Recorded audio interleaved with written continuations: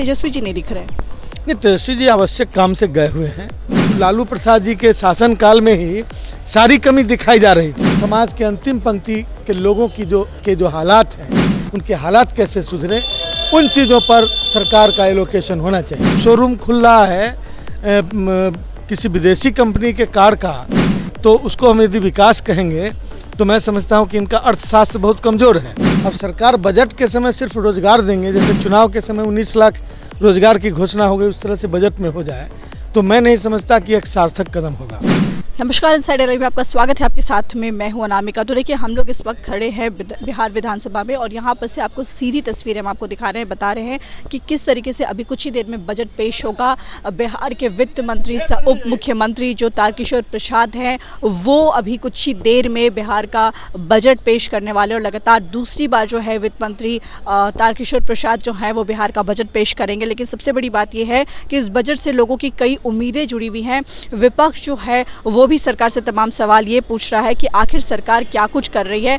और देखिए, अभी हम सीधे चलेंगे और बात करेंगे आरजेडी के आलोक मेहता से, वो क्या कुछ कह रहे हैं। उनसे पूछेंगे कि भाई उद्योग को लेकर के कई बातें हो रही है कि उद्योग क्षेत्र में काफ़ी ज़्यादा जो है सरकार देगी। शिक्षा हो गया, शिक्षा चाहे स्वास्थ्य, ये सभी क्षेत्रों में सरकार जो है वो कहीं ना कहीं अच्छे अवसर प्रदान करेगी और जो आधारभूत संरचना है उसको और ज़्यादा मजबूत करने की कोशिश करेगी। ये बजट पेश होने के बाद में सब कुछ क्लियर हो जाएगा। परसों के बजट को देखकर हम क्या पूरी जनता नाउम्मीद हो चुकी है, लेकिन हम फिर भी सकारात्मक सोच रखते हैं। इसलिए अपेक्षा करते हैं कि बिहार के जो आम आवाम है, उनके आवश्यकता की वस्तुओं पर सरकार को नियंत्रित ढंग से टैक्सिंग करना चाहिए।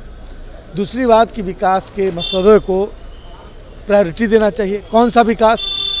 पटना में कंक्रीट जंगल का विकास नहीं, गांव के अंतिम छोर पर जो विद्यालयों की स्थिति है, गांव समाज के अंतिम पंक्ति के लोगों की जो हालात हैं, उनके हालात कैसे सुधरे, उन चीज़ों पर सरकार का एलोकेशन होना चाहिए। कृषि बहुत दिनों से उपेक्षित रहा है। शिक्षा में मतलब प्रॉपर बजटिंग नहीं होता है। ऐसा लगता है कि पता नहीं वो प्रायोरिटी में है ही नहीं, सरकार की प्रायोरिटी लिस्ट में। तो इन चीज़ों पर सरकार को देना चाहिए ध्यान। अब तो आने ही वाला है, अब हमारे एडवाइस से बहुत फ़र्क नहीं पड़ता, लेकिन हम ज़रूर उसमें फीडबैक देंगे ताकि सरकार ने कोई करेक्शन की ज़रूरत हो, संशोधन की ज़रूरत हो, तो हम विपक्षी दल के सभी साथी उस पर तैयार रहेंगे। बिल्कुल। एक सवाल सर कि जो जिस तरीके से लोन दे रही है सरकार, जो 10 लाख रुपए लोन देने की बात कही है उद्यमियों लोग को कि 10 लाख लोन देंगे, उसमें भी कुछ बढ़ावा की उम्मीद है। उद्योग मंत्री लगातार कहते रहते हैं कि बहुत ज़्यादा विकास हो रहा है उद्योग में, तो क्या इस बार के बजट में भी कुछ ऐसा लग रहा है, आप लोग को तरफ से उम्मीद लग रही है कि होगा? इन औद्योगिक विकास का जो मसला है बिहार का, वो पिछले जब से ये सरकार आई है तब से वो बोल रही है, और पता नहीं कौन से किस उद्योग को गिन कर बता रही है कि औद्योगिक विकास हो रहा है। क्या पटना में शोरूम खुल रहा है किसी विदेशी कंपनी के कार का, तो उसको हम यदि विकास कहेंगे तो मैं समझता हूँ कि इनका अर्थशास्त्र बहुत कमज़ोर है, क्योंकि उन शोरूम के खुलने से बिहार का पैसा बिहार के बाहर नहीं, देश के बाहर जा रहा है। तो ऐसे विकास को मैं विकास नहीं मानता, और बल्कि किसी को ये कोई भी अर्थशास्त्र का सिद्धांत नहीं बता सकता कि विकास हो रहा है। विकास यदि औद्योगिक विकास का मामला यदि है, तो औद्योगिक विकास में सरकार का क्या एफर्ट है, इसको सामने रखना चाहिए। उसके क्या रिजल्ट हैं?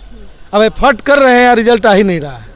ऐसा लग रहा था कि सब जो लालू प्रसाद जी के शासनकाल में ही सारी कमी दिखाई जा रही थी, और आज 20 साल का जो रिकॉर्ड है, 15, 18, 16 साल का, वो ऐसा लगता है कि स्वर्णिम काल है।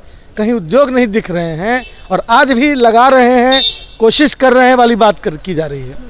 हम जनता रिजल्ट देखना चाहती है। सर, एक सवाल और कि आज जिस तरीके से तेजस्वी सेना की बात होती है कि तेजस्वी यादव जो हैं वो हमेशा पहुंचते हैं, अपनी सेना के साथ पहुंचते, लेकिन आज तेजस्वी यादव कहीं दिख नहीं रहे। उनकी सेना ज़रूर तैनात है, वो लोग ज़रूर अंदर में कई मुद्दे उठा रही है, सदन के अंदर जो बातें उठनी चाहिए, जो सरकार से जो सवाल पूछने चाहिए ज़रूर पूछ रही है, लेकिन तेजस्वी जी नहीं दिख रहे। नहीं, तेजस्वी जी आवश्यक काम से गए हुए हैं, और हमेशा नेता तो रिप्रेजेंटेशन के लिए जो रहते हैं उनके साथ कलीग्स उसको देते हैं ना जिम्मेवारी, तो काम कहीं कुछ नहीं रुकता है। हमारी पार्टी का जो एजेंडा है उस पर काम हो रहा है, और सारे माननीय सदस्य उपस्थित हैं।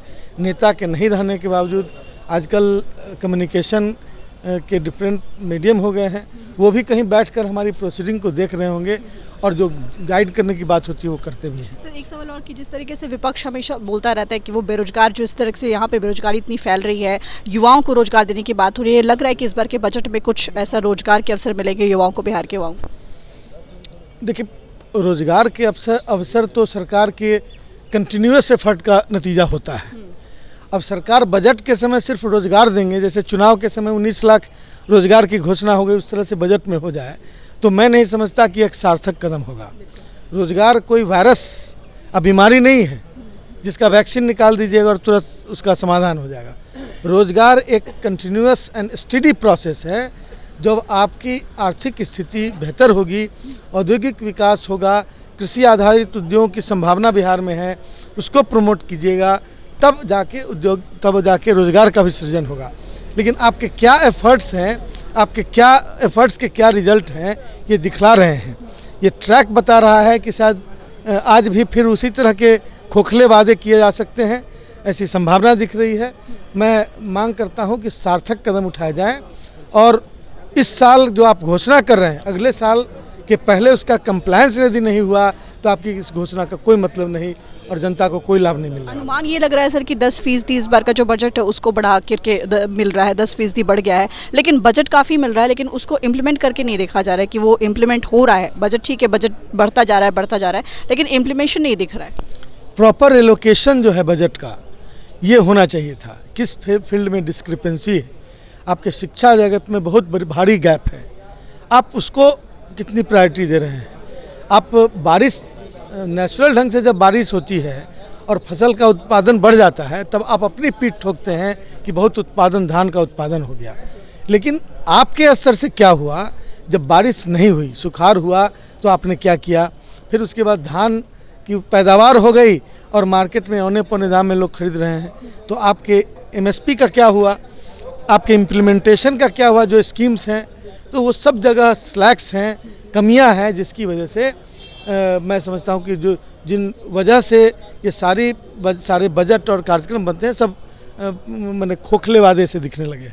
बहुत बहुत शुक्रिया। तो देखिए किस तरीके से बताया, विपक्ष जो है वो लगातार आवाज़ उठाने की बात तो कह रही है। विपक्ष ये कह रही है कि वो बजट में जो भी चीज़ें इस बार आएंगी, हालांकि ये जो है कंटिन्यूस प्रोसेस है और कंटिन्यूस प्रोसेस के थ्रू ये सारी चीज़ें होती हैं, सिर्फ एक दिन में कुछ नहीं होगा। लेकिन सबसे बड़ी बात है कि उम्मीदें जो हैं वो सबकी काफ़ी ज़्यादा टिकी हुई हैं आज के बजट से। और आपको ये भी बता दें कि विपक्ष जो है वो अपना काम करेगा, वो अपने मुद्दे उठाएगा। आपने देखा कि किस तरीके से विपक्ष के नेता ने कहा कि सरकार जो है बजट के लिए पैसे ज़रूर मिलते हैं, लेकिन उसके बाद उसका इम्प्लीमेंटेशन ठीक से नहीं होता है, एलोकेशन ठीक से नहीं होता है कि इसको किस जगह पर किस तरीके से लगाया जाए। हालांकि इस बार शिक्षा, स्वास्थ्य और उद्योग को लेकर के कई बातें हो रही हैं कि इस बार उस पर ज़्यादा मिलेंगे पैसे, लेकिन ये तो बजट पेश होने के बाद ही आएगा कि क्या कुछ मिल रहा है बिहार को। बने रहिए इनसाइडर लाइव के साथ में।